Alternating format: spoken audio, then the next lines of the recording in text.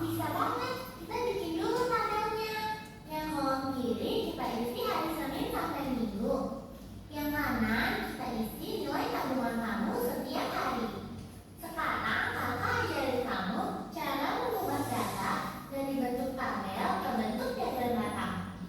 Pertama, kita bikin dulu garis tegak lurus kayak gini. Tiap garis kita kasih skala.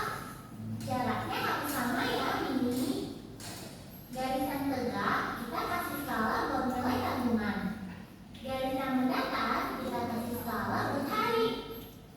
Terus untuk batangnya lebarnya mesti sama, tapi tingginya ikutin data.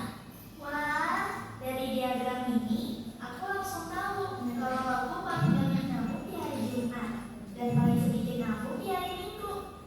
Terus karena setiap hari ada batangnya, berarti aku nyamuk tiap hari. Pintar. Oke, apakah sudah paham semuanya? Tapi pasti kurang paham ya, nanti ibu tambahin materinya sebentar.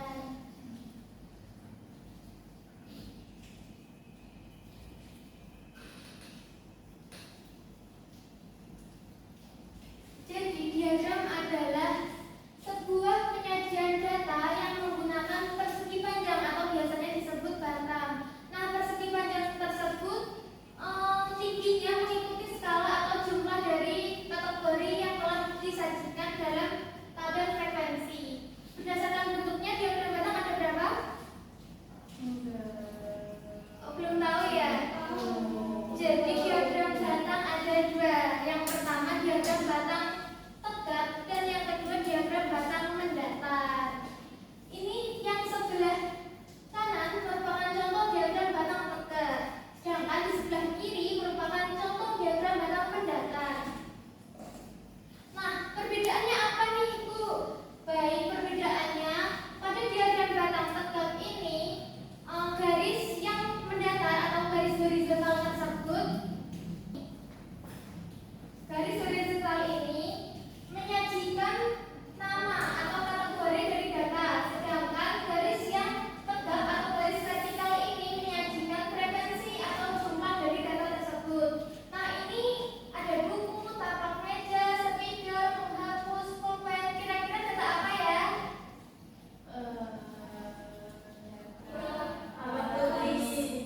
Betul sekali, data yang ada di tapak meja guru. Nah, untuk yang selanjutnya, data ini pada bagian garis horizontal atau garis mendatar ini menyajikan frekuensi atau jumlah. Jadi kebalikannya ya, kalau itu frekuensinya, ini frekuensinya horizontal. Sedangkan yang vertikal atau ke atas ini menunjukkan kategori atau nama dari data tersebut. Apakah bisa dipahami? Bisa. Nah, di sini ibu punya soal cerita nih anak-anak. Ada yang mau bacain nggak? Nisa, bisa bacain. Di suatu sekolah dasar terdapat 5 kegiatan ekstrakurikuler yang diikuti oleh siswa. Setiap ekstrakurikuler memiliki jumlah siswa yang berbeda. Berikut adalah data jumlah siswa yang mengikuti tiap kegiatan. Yang pertama, sepak bola ada 9 siswa, tari 1 siswa, menyanyi 5 siswa, catur 2 siswa, basket 6 siswa. Pertanyaannya, bagaimana kita dapat menyajikan data ini dalam bentuk yang mudah dipahami oleh semua orang? Jadi dari video tadi menurut anak-anak nih, bagaimana cara menyajikan data ekstrakurikuler ini akan dipahami banyak orang dengan mudah? Menurut Nisa bagaimana? Dengan membuat diagram data. Nah, betul sekali. Kita harus membuat diagram batang agar informasi ini dapat lebih tersampaikan kepada orang lain. Nah, di sini ada yang ingin maju nggak membantu ibu? Ibu ada papan diagram batang atau biasa disebut tadibar.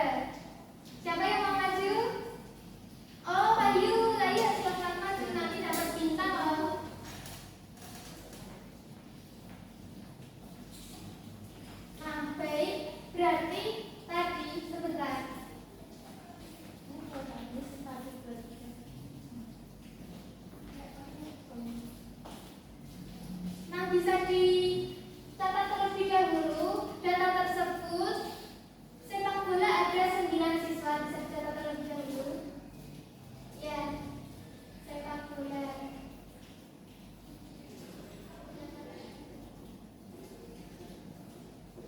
9. Selanjutnya untuk tari ada 1 siswa yang mengikutinya. Lalu untuk menyanyi ada 5 siswa. Catur ada 2 siswa. Dan yang terakhir basket ada 6 siswa. Sebelum membuat diagram batang, kita harus membuat garis secara vertikal dan horizontal terlebih dahulu. Garis vertikal ini garis yang menuju ke atas bawah, sedangkan horizontal ini ke samping atau mendatar. Nah, setelah membuat garis, kita sebaiknya membuat skala. Skalanya ini disamakan besarnya antara satu dengan yang lainnya. Bisa dulu yang pintar lebih dahulu ya.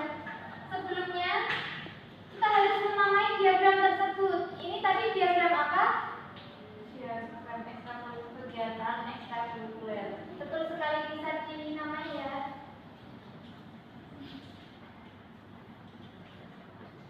Nah, untuk penamaannya ini di atasnya. Diagram kegiatan ekstrakurikuler.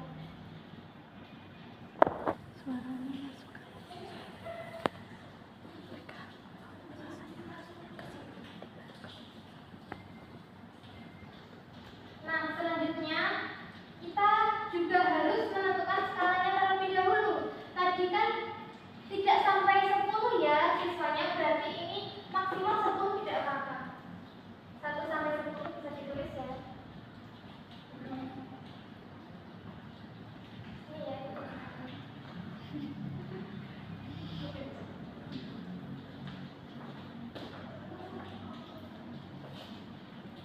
Nah, selanjutnya kita harus menulis kategori atau namanya karena kita akan membuat diagram batang. Nah, yang pertama tadi ada apa? Sepak bola, bisa ditulis di sini. Ya.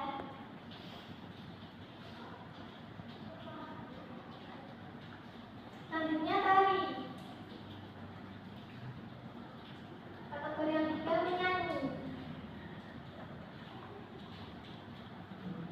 Selanjutnya catur. Dan yang terakhir basket.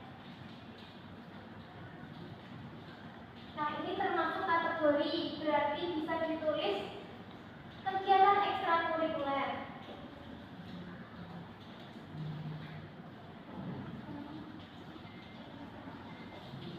Nah, yang ini jumlah siswa yang mengikuti, berarti bisa ditulis jumlah siswa.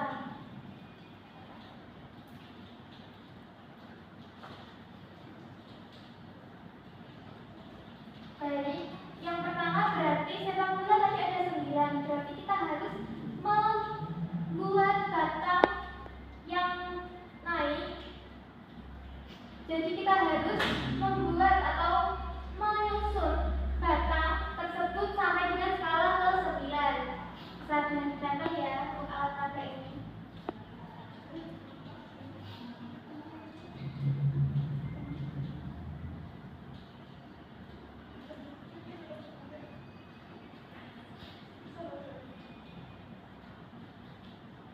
Satu, ini yang pink sama pink.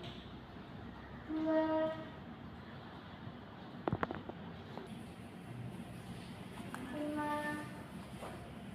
6, 7, 8, dan 9. Nah, untuk selanjutnya tadi ada berapa? Tadi 1. Bisa ditulis di sini. Dibuat diagram dengan skala 1 pada kategori tari. Selanjutnya menyanyi ada berapa tadi? 5. Berarti bisa disusun sebanyak setinggi 5 skalanya. 1, 2, 3, 4,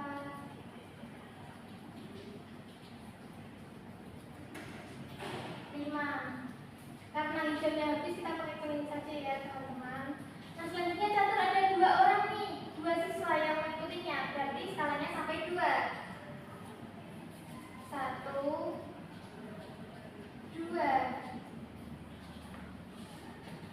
Baik, bisa duduk terlebih dahulu, nanti bisa dilanjutkan temannya. Terima kasih. Selanjutnya bisa Abel yang melanjutkan.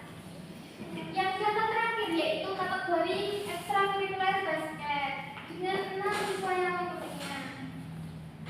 Sebentar. Berarti sampai skala ke-6.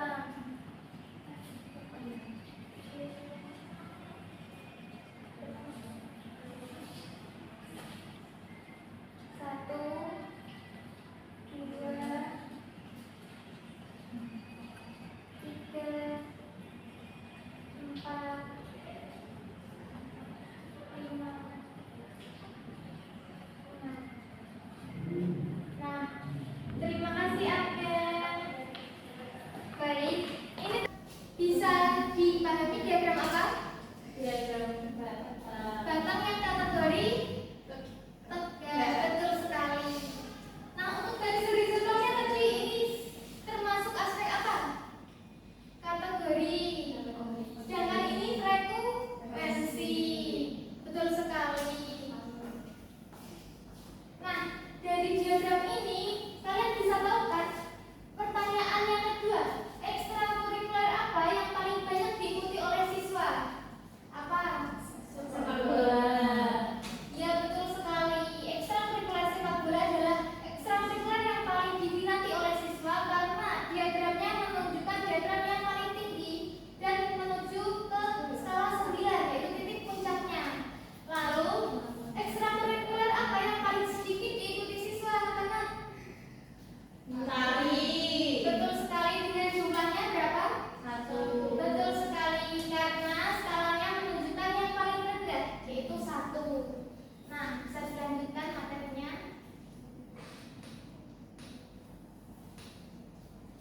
Betul sekali kan jawabannya ini sama dengan ini. Berarti jawaban dari Wahyu dan Abel tadi sudah benar. Lalu kita akan mengerjakan diagram batang melalui pengerjaan LKPD. Nanti ini berkelompok dan satu kelompoknya nanti 2 orang ya anak-anak. Nah, untuk LKPD-nya sendiri nanti kelompok berapa ini? Kelompok 1, kelompok 2. Bisa ditulis kelompok berapa, terus nama anggotanya siapa saja dan hari apa ini? Hari Senin. Nah, bisa dibaca nanti tunjuk pengerjaan dari LKPD ini. Nah, untuk waktu pengerjaannya nanti 15 menit ya, dengan 2 soal, tapi soalnya beranak, tidak apa-apa, ini mudah kok. Ini ya.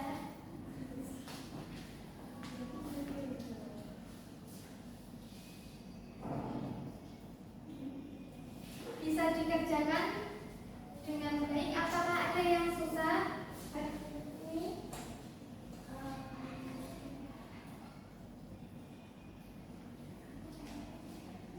oh, itu ya yang nomor 1. Nomor 1 itu berarti kalian harus menganalisis diagram batang. Mana apa yang paling banyak, berarti batangnya yang paling tinggi. Betul sekali. Apakah ada yang susah? Kayaknya sudah tidak semua. Oh, sudah selesai. Baik, berarti kelompoknya Nisa dan Sungguh presentasi sebentar ya.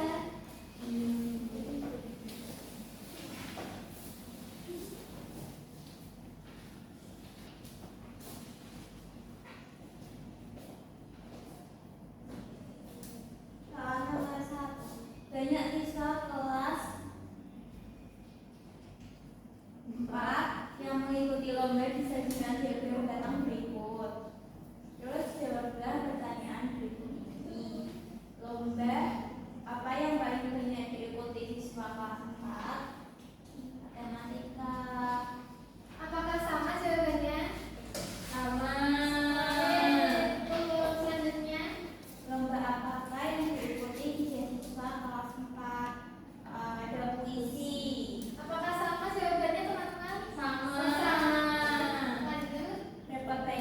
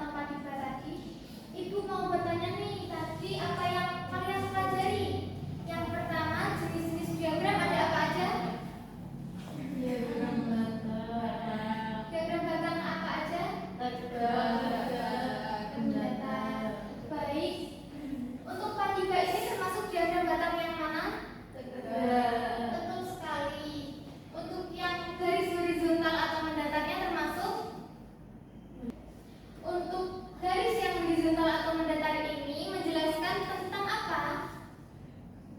Kategori. Betul sekali. Untuk yang garis vertikal atau ke atas ini menjelaskan tentang Frekuensi. tepat sekali. Kalau yang diagram mendatar berarti sebaliknya ya. Nah, apakah ada yang masih bingung terkait materi pembelajaran hari ini? Tidak. Alhamdulillah, sudah paham semua ya. Nah, bagaimana perasaan kalian setelah mengikuti pembelajaran ini? Warna apa nih? Wah, warna hijau semua ya. Alhamdulillah sudah paham. Nah, mungkin cukup